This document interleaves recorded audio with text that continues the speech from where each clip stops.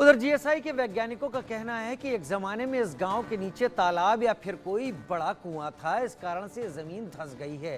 कुएं वाले एंगल की पड़ताल भी सहयोगी मनोज ने की। देखिए। और मैं और मेरा सहयोगी राजू कायल अभी उस लोकेशन पे आए हैं और इस गड्ढे की जो कुआं है, जल स्रोत है, यहाँ पर पुराने समय में लोगों को जब पीने के लिए पानी नहीं मिलता था तब इन लोगों ने पाताल तोड़ कुआं खोदा था और वह कुआं आज भी ओपन स्थिति में पड़ा है। हालांकि जैसे सेजरासर वाली घटना हुई है उसको लोग अलग अलग रूप है और खेत के चारों तरफ ये रेतीले टिल्ले हैं, चारों तरफ एक टिल्लों की है जो एक लेयर सी जो बनी हुई है।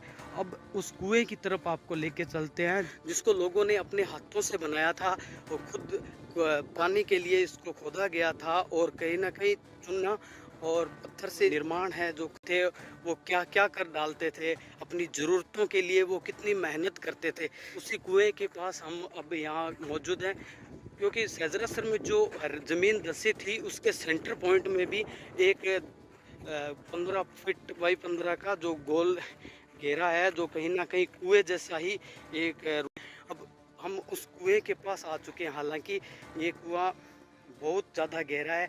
बताया जाता है कि इसमें अगर कोई पत्थर भी डाले, गिरने की आवाज़ है पत्थर की वो नहीं आ आएगी। हालांकि बहुत ज़्यादा गहराई है और हमारे पास संसाधन नहीं है तो ज़्यादा दूर हम नहीं जा रहे, लेकिन आपको एक एक्सपेरिमेंट यहाँ ज़रूर करके दिखाएंगे। मेरे साथी राजू कायल से कहूँ आवाज़ जो हवा की है उसकी आएगी, लेकिन बताया जा रहा है कि वो जब पत्थर कुएं के अंदर गिरेगा तो उसकी जो धमक है वो यहाँ नहीं आएगी। दिखाते हैं आपको। पत्थर गया, ये टकरता, ये देखो अब भी जा रहा है। सू की आवाज़ है जो यहाँ आ रही है, लेकिन वो पत्थर गिरते हुआ नहीं जो सुनाई दिया, जिसकी धमक है वो नहीं हुई है। और यह कहीं ना कहीं ये बड़ा खतरा है, ओपन भी है और हो सकता है यहाँ जानवर है जो घूमते हुए आते हैं तो हो सकता है जानवरों की इसमें गिरने से मौत भी हुई होगी।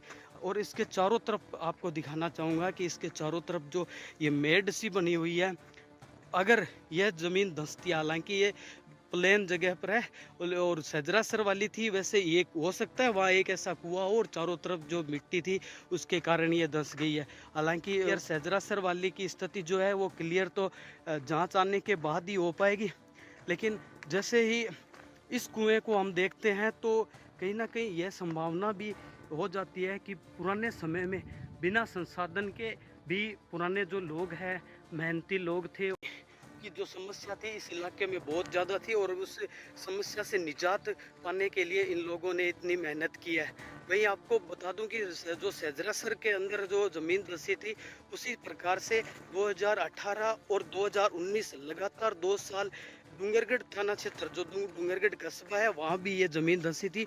और जो सेजरासर में गड्ढा हुआ था जिसकी गहराई थी 100 फुट है जिसकी गहराई, लेकिन वजह से वह फेमस नहीं हुआ। और सेजरासर में जब हुआ है तो लोग यहाँ रील बनाने के लिए पहुँच गए और अपने हिसाब से उसको परोसा और जिस वजह से ये गड्ढा फेमस